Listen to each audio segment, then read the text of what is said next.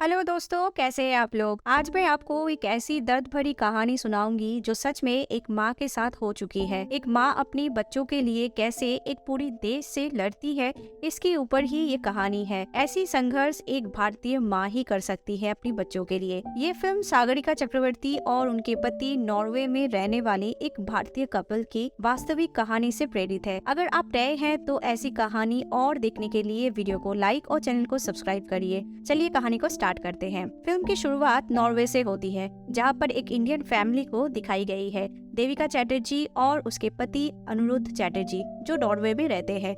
हम देखते हैं कि देविका एक मिडिल क्लास बंगाली हाउसवाइफ है जो पहली बार अपने दायरे से बाहर निकलकर अपने पति के साथ नॉर्वे में रहने के लिए आती है। देविका के दोनों बच्चे छोटे हैं। वो अपने दो बच्चे शुभ, सुचि और पति के साथ अपनी रोजमर्रा की जिंदगी के साथ जूझ रही है। एक दिन अचानक दो अननोन लेडीज बताए बगैर देविका के दो बच्चे शुभ और सुचि को उठाकर ले जाते हैं। ये देखते हुए देविका और उसके पति अनुरुद्ध उसका पीछा करते हैं और बाद में पता चलता है कि उनके दो बच्चों को नॉर्वे गवर्नमेंट के द्वारा चाइल्ड वेलफेयर शेल्टर वालों ने ले गए हैं। यहाँ से मूवी की स्टोरी फ्लैशबैक में चला जाता है, जहाँ हमें पता चलता है कि अगवा करने वाले दो लेडीज नॉर्वे सरकार की चाइल्ड वेलफेयर सोसाइटी के लोग थे, जो पिछले 4 महीने से देविका चैटर्जी के घर पर चक्कर काट रहे थे, क्योंकि नॉर्वे की गवर्नमेंट बच्चों के लालन पालन को लेकर काफी स्ट्रिक्ट है।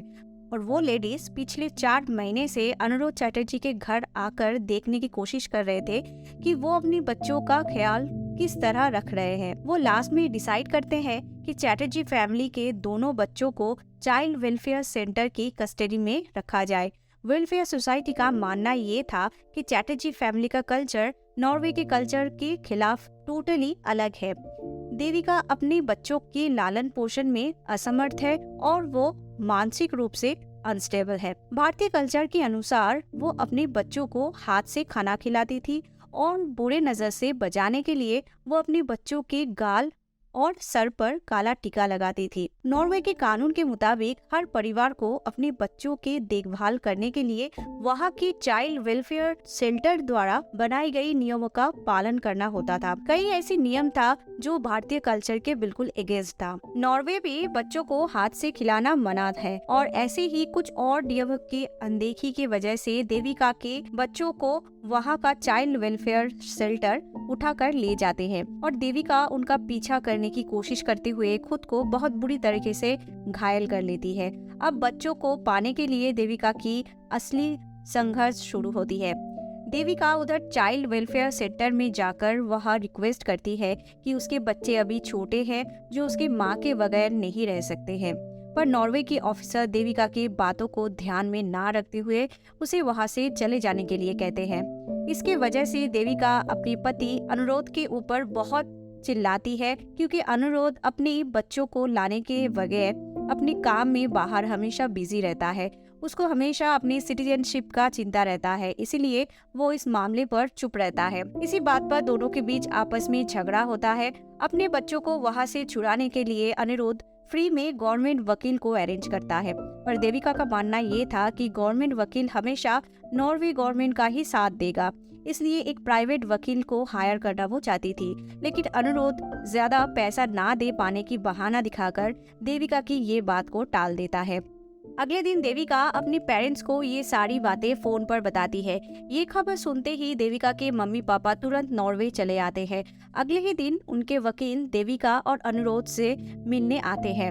उनसे डिटेल सुनने के बाद वो देविका को बताते हैं कि ये केस जीतने के बाद आपको या तो इंडिया जाना होगा या फिर यूरोप के किसी और देश में रहना पड़ेगा, क्योंकि वेलफेयर वाले आपको मेंटली अनफिट प्रूफ करने की कोशिश करेंगे। ये बात सुनकर अनिरुद्ध देविका के ऊपर नाराज हो जाते हैं, क्योंकि उसे अपनी जॉब की फिक्र होते हैं। 3 दिन के बाद देविका और अनिरुद्ध को अपने दोनों बच्चे सुचि और शुभ से मिलने की इजाजत मिल जाती है, वो भी कम समय के लिए। अपने दोनों बच्चों को पाने के बाद बहुत भावुक हो जाती है देविका और वो रोने लगती है।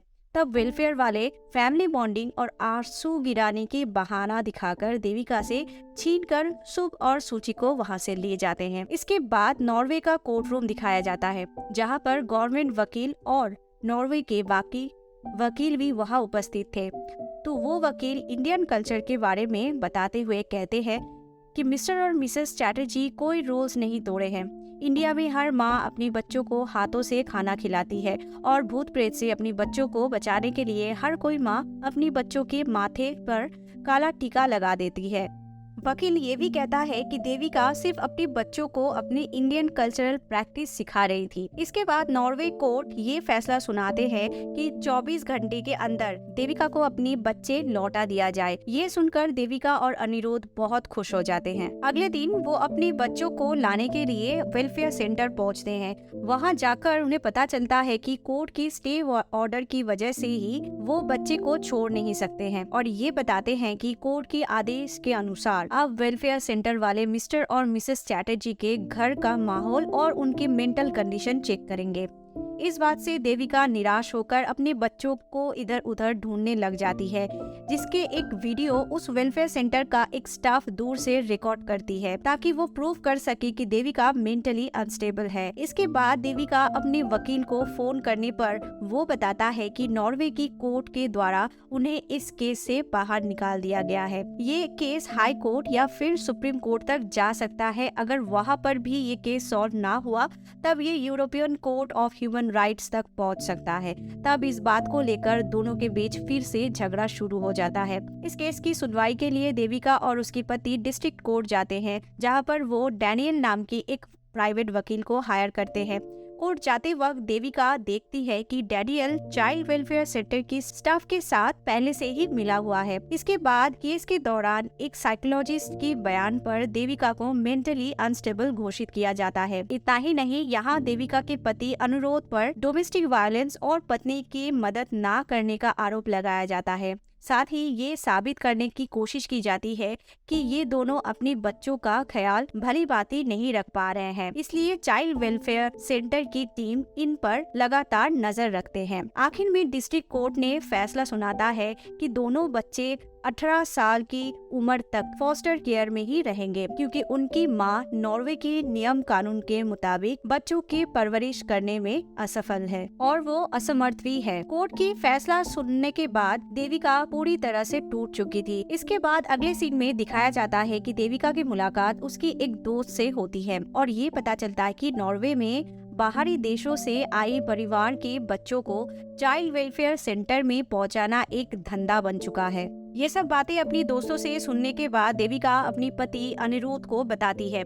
ये सब सुनने के बाद भी अनिरुद्ध खामोश रहता है और उससे देविका को पता चलता है कि अनिरुद्ध को अपने बच्चों से ज्यादा अपनी सिटीजनशिप की चिंता है। अपने पति की सपोर्ट ना मिलने पर देविका सोचती है कि अपने बच्चों को साथ लेते हुए वो नॉर्वे से बाहर चली जाएंगी। अगले ही दिन जिस चाइल्ड वेलफेयर सेंटर में बच्चों को रखा जाता है, देविका उनको वहां से लेकर जाने की कोशिश करती है और एयरपोर्ट पर पकड़ी जाती है। वहां से फिर एक बार देविका से उसकी बच्चे छीन ली जाती है और उसे अरेस्ट कर लिया जाता है।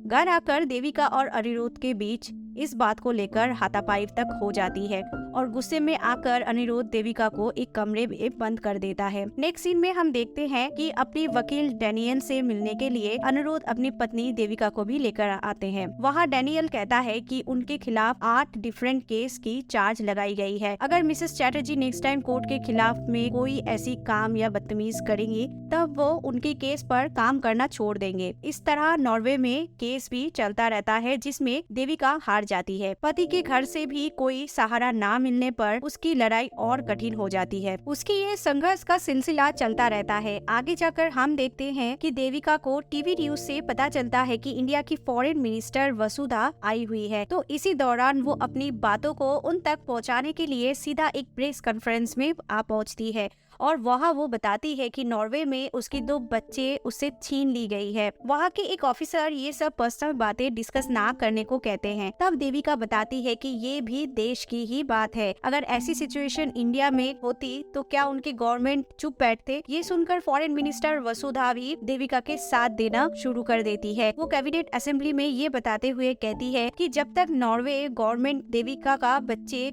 उसे वापस नहीं करते तब तक इंडिया उनके साथ आगे कोई बिजनेस डील नहीं करेंगे। ये न्यूज चारों ओर फैलने पर नॉर्वे गवर्नमेंट इस मामले पर ज्यादा ध्यान देते हैं। दूसरी ओर वहाँ नॉर्वे में रहने वाले बाकी इंडियंस भी देविका को सपोर्ट करने में आगे आते हैं। आखिर में ये बात चाइल्ड वेलफेयर सेंटर तक पहुँच जाता है। अब वे लोग खुद की बेइज्जती देखकर वेलफेयर सेंटर की ऑफिसर्स एक नया प्लान सोचता है ताकि ये स्कैम की बातें बाहर न फैले। इसलिए तुरंत ही वेलफेयर सेंटर वालों ने अनिरुद्ध के छोटे भाई को 1 करोड़ रुपए का लालच देते हुए उन बच्चों के फॉस्टर पेरेंट्स बनने का एग्रीमेंट कराते हैं, जिससे 50 लाख वेलफेयर सेंटर वालों का होता है और बाकी के 50 लाख फॉस्टर पेरेंट्स का। वो जैसे तैसे करके देविका को बताते हैं कि ये बच्चे लीगली उसके फॉस्टर पेरेंट्स के पास, वहाँ तुम्हारे देवर के पास घर में इंडिया में ही रहेंगे, वहाँ तुम अपने बच्चों से आराम से मिल पाओगे। पहले इस सुझाव के लिए देविका राजी नहीं होती है, पर बाद में अनुरोध के कहने पर अपने बच्चों की खातिर वो मान जाती है और इधर देविका इंडिया आकर अपने बच्चों को मिलने की इंतजार करती है। अगले दिन वो अपने बच्चों से मिलने अपनी ससुराल जाती है। वहाँ उसके सास ससुर देवर उसे अपनी बच्चों से मिलने नहीं देते हैं। नेक्स्ट डे को देविका अपनी ससुराल की दरवाजे पर कुछ गुंडे को भी देखती है ताकि देविका उसके घर ना जा पाए। वहाँ देविका घर आकर अपने पति अनिरुद्ध को इसके बारे में बताने के लिए कॉल करती है, पर अनिरुद्ध उसकी कॉल रिसीव नहीं करता है। यहाँ इंडिया में देविका अपने बच्चों के लिए कोलकाता कोर्ट तक जाती है। कोर्ट में इस केस पर कार्रवाई शुरू की जाती है। तभी वहाँ उस कोर्ट में डैनियल नजर आता है, जो नॉर्वे गवर्नमेंट के तरफ से एक फिजिकल लेटर कोर्ट में पेश करता है। वो बताता है कि ये बच्चे यहाँ अपने फॉस्टर पेरेंट्स के साथ ठीक से नहीं रह रहा था। इन दोनों बच्चों का देखभाल यहाँ ठीक से नहीं हो रहा था। अब ये बच्चे को फिर से नॉर्वे ले जाने की परमिशन मांग रहा था। ये सुनने के बाद देविका अपने बच्चों को फिर से खोने के डर से घबरा जाती है। इधर देविका की वकील मेडिकल रिपोर्ट दिखाते हुए ये साबित करते हैं कि उन बच्चों की मां देविका बिल्कुल मेंटली स्टेबल है, इसलिए ये बच्चे देविका के पास रहने के लिए हकदार है। यहाँ डैनियल केस को आगे बढ़ाते हुए अनिरुद्ध को वीडियो कॉल करके कोर्ट में पेश करता है और देविका के पति अपनी पत्नी देविका को मेंटली अनफिट बताते हुए ये कहता है कि देविका अपने बच्चों को ठीक से पाल नहीं पाती है। इसके बाद देविका के वकील क्रॉस क्वेश्चन पूछने पर अनिरुद्ध कॉल डिस्कनेक्ट कर देता है। तभी वो वकील कुछ प्रूफ कोर्ट में पेश करती है। फाइनली जज अपनी फैसला सुनाने से पहले एक बार उन बच्चों से मिलने की गुजारिश करते हैं। उधर जज साहब के पास जाने के बजाय बच्चे अपनी माँ के पास दौड़ जाते हैं। ये देखकर जज साहब समझ लेते हैं कि इन बच्चों को अपनी माँ की जरूरत है और देविका अपनी बच्चों की कस्टडी पाने में सफल हो जाती है। और यहाँ पर इस कहानी का दी एंड भी होती है। दोस्तों, आपको कैसा लगा इस फिल्म की कहानी कमेंट करके जरूर बताना। वैसे ये कहानी तो नहीं है, ये हकीकत है जो इस फिल्म में दर्शाया गया है।